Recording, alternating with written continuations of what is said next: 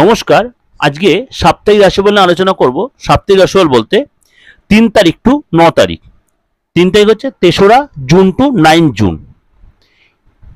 3রা June হওয়ার আগে 1 তারিখে মঙ্গল ট্রানজিট করেছে মীন রাশি ছেড়ে মেষ রাশিতে, এবং বুধ ট্রানজিট করেছে মেষ রাশি ছেড়ে বৃষ রাশিতে, এবং বৃহস্পতি অলরেডি কিন্তু বৃষ রাশিতেই বসে আছে। এতদিন অস্ত অবস্থায় ছিল, এই 3 তারিখেই বৃহস্পতি তার উদয় হবে।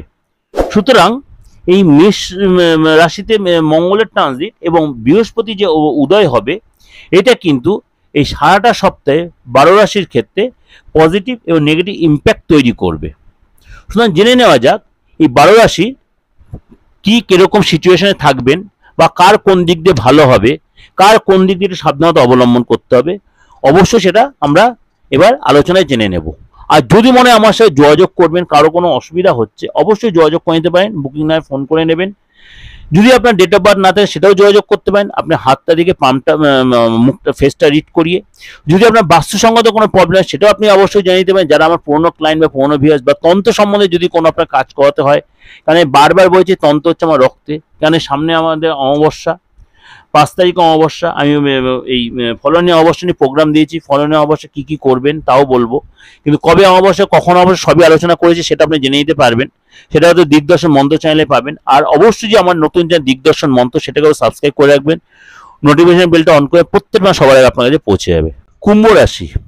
কুম্ভ রাশি মোটামুটি শরীর স্বাস্থ্য ঠিক থাকবে, কিন্তু মাঝে মাঝে একটু ব্যথার প্রবলেমে ভুগবেন। পেটের প্রবলেম হবে, মাইগ্রেনের কোনো প্রবলেম হবে।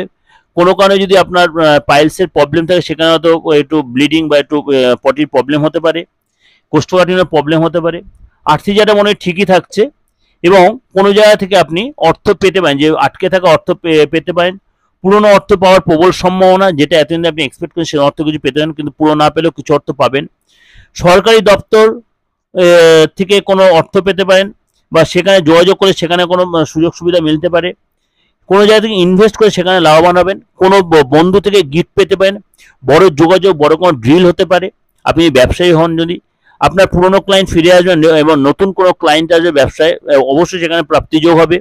কাজে যথেষ্ট ব্যস্ততা থাকবে, এবং আপনি যে বিবাহিত, আপনার পার্টনার মানে আপনার লাইফ পার্টনার অবশ্যই বাবা মার কাছে যাবে, এবং সেখান থেকে যথেষ্ট সুযোগ সুবিধা পাবে বা গিফট পাবে পার্টনার। এবং আপনার এই সপ্তাহটা অবশ্যই সন্তানকে নিয়ে এবং পার্টনারকে নিয়ে, লাইফ পার্টনারকে বা আপনার ফ্যামিলি লোককে নিয়ে অবশ্যই কোথাও ছোটোখাটো ঘুরতে যেতে পারেন।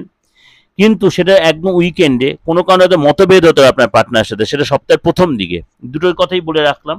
অবশ্যই একটু মেনটেন করে বা বুঝে শুনে চলবেন, তাহলে অনেকাংশে আপনি কিন্তু এই সপ্তাহটা ভালো যাবে।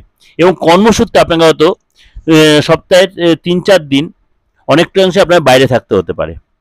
ওভারঅল একটা ডিসকাশন দিলাম, এটা ভালো অবশ্যই লাগবে। ভালো লাগলে লাইক করবেন, সাবস্ক্রাইব করে নোটিফিকেশনটা অন করবেন। প্রত্যেকের কাছে বলছি, লোকের কাছে শেয়ার করবেন।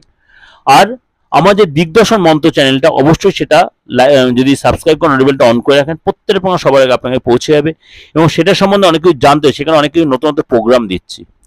আর যদি আমার সাথে যোগাযোগ করে আপনি বাস্তু রিলেটেড কোনো প্রবলেমের জন্য, আপনার হরোস্কোপটা দেখানোর জন্য, বা হরোস্কোপটা নেই, ডেট অফ বার্থ জানা নেই, আপনার হাতটা দেখানোর জন্য, বা আপনার ফেসটা রিড করে দেখার জন্য, যদি মনে হয়, অবশ্যই যে আপনি অনলাইনে প্রেডিকশন নিতে পারেন বা চেম্বারে এসে নিতে পারেন। আমার মোটামুটি সব চেম্বার অন রয়েছে, আর আমার তো চেম্বারগুলো আপনি দেখতেই পাচ্ছেন, সব চেম্বার। ভালো থাকবেন, আর অবশ্যই সেটা সামান্য রেমুনারেশনের বিনিময়ে। নমস্কার, সবাই ভালো থাকবেন।